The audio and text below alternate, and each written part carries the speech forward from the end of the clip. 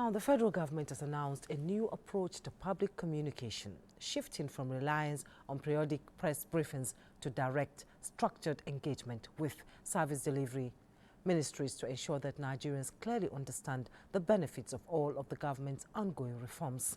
The Minister of Information and National Orientation, Mohammed Idris, says the measure becomes inevitable in view of the steady progress of the renewed hope agenda across ministries, departments and agencies.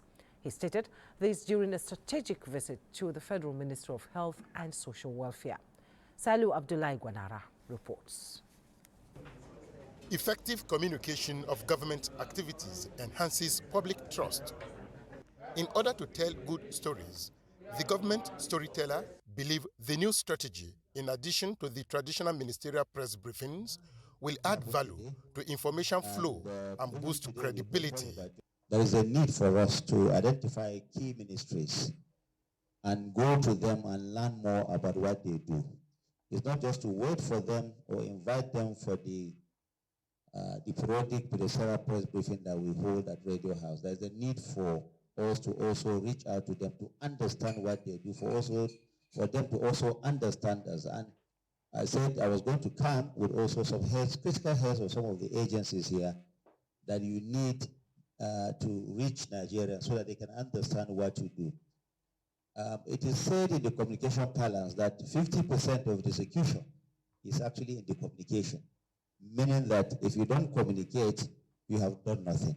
What is not known has never happened or has never taken place. And therefore, we feel we will kickstart these visits to key ministries. Health, they say, is not only wealth, but central to development. The Ministry of Health and Social Welfare was the first port of call where the government image promoter took his first dose of information directly from those driving the renewed hope reform policies in the health sector.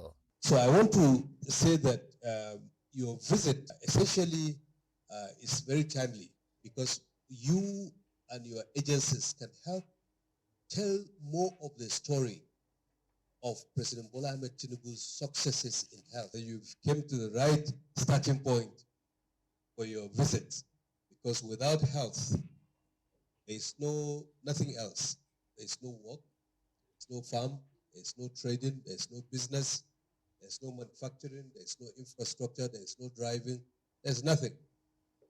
Health is so critical, and I think that's the wisdom that the President had in prioritizing health transformation out of his renewed hope agenda. This is very, very good initiative. I think that for us in the health sector, because most of the time, what we do are not physical. When you give 14 million people immunization, it's not physically seen. And people may not appreciate it when compared to doing 20 kilometers of road. Or, so we deeply appreciate this visit, which helps us to push out these things that we're doing. And we want to say thank you, Honorable Minister, for coming. You have come to the right place.